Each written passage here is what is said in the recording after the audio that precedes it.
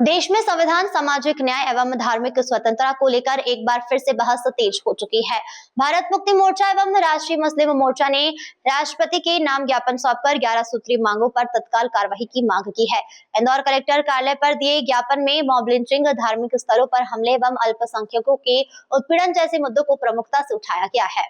ज्ञापन में कहा गया कि वर्तमान सामाजिक और राजनीतिक परिस्थितियों में संविधान के मूल सिद्धांतों और सामाजिक सौहार्द पर लगातार आघात हो रहे हैं। ज्ञापन देने वालों ने लोकतांत्रिक और संवैधानिक तरीके से 11 सूत्री मांगों को सामने रखा है। ज्ञापन में CAA, UCC और वक्त संशोधन अधिनियम 2025 जैसे कानूनों पर सवाल उठाते हुए कहा गया कि ये कानून देश की बहुलतावादी पहचान और संविधान की मूल भावना के खिलाफ है।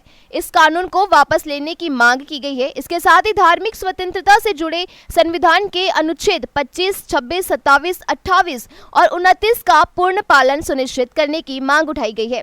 ज्ञापन में कहा गया है कि पूजा, धार्मिक प्रबंधन, शिक्षा और संस्कृति के अधिकारों में किसी भी प्रकार का हस्तक्षेप नहीं होना चाहिए। मॉब लिंचिंग नाम पर होने वाली हिंसक घटनाओं को लेकर भी गंभीर चिंता जताई गई है। ज्ञापन में मांग की गई कि ऐसी घटनाओं में शामिल दोषियों पर सख्त कार्रवाई हो और पीड़ित परिवारों को न्याय दिलाने की अपील की है। ज्ञापन देने वालों ने राष्ट्रपति से अपील की है कि संविधान, लोकतंत्र और नागरिक अधिकारों की रक्षा के लिए इन मांगों पर तत्काल संज्ञान लेते हुए संबंधित विभाग को उचित निर्देश जारी किए जाए। आज इस मांगों पे आए हैं हम लोग कि मोदी सर ने इतना महंगाई बढ़ा दी है, गैस के दाम बढ़ा दिए।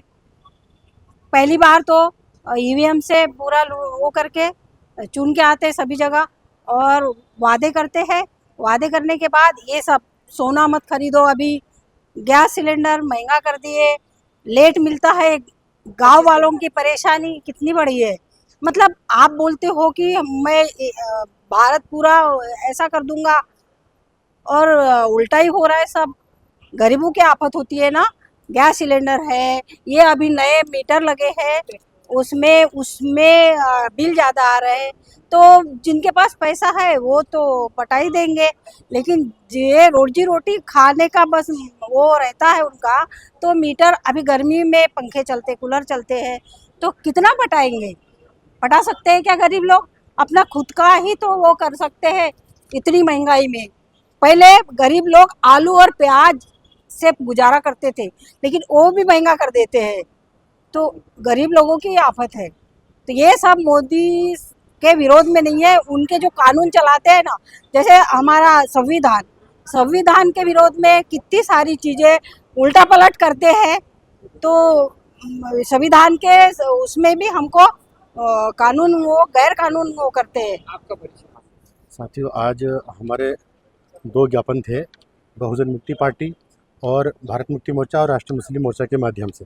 बहुजन मुक्ति पार्टी की तरफ से जो हम ज्ञापन दे रहे हैं, इसलिए जो भारत में एक होड़ मची हुई है महंगाई की, निजीकरण की, उसके विरोध में हम चरणबद्ध आंदोलन कर रहे हैं। आज दूसरे चरण का आंदोलन था और आज भारत मुक्ति मोर्चा और राष्ट्रीय मुस्लिम मोर्चा के माध्यम से एक हमने ज्ञापन आंदोलन किया है।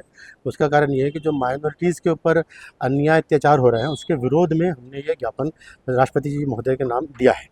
तो मोदी जी के खिलाफ है? मोदी जी के खिलाफ, उनकी रणनीतियों के खिलाफ। मोदी जी के खिलाफ हम क्यों होंगे भाई? वो भी देश के नागरिक हैं, प्रधानमंत्री हैं, लेकिन उनकी जो रणनीतियाँ निजीकरण की, महंगाई की, उसके खिलाफ हम हैं। चूँकि हमारे जो गांव देहातों में जो गरीब लोग हैं, लगभग भारत में 90% लोग समस्या से जूझ रहे हैं, वो महंगाई से जूझ रहे हैं। वो उनको फ़र्क पड़ने वाला नहीं है। उनके जो मित्र हैं वो अडानी, अंबानी या और भी बहुत सारे हैं, उनको कोई फ़र्क पड़ने वाला नहीं लोग। लेकिन जो आम जनता, मूल निवासी, भारत की मूल निवासी जो आम जनता है, वो इस महंगाई से भरपूर तरीके से जूझ रही है। उसके विरोध में हम यहाँ आए। इंदौर से नेशन टाइम की रिपोर्ट।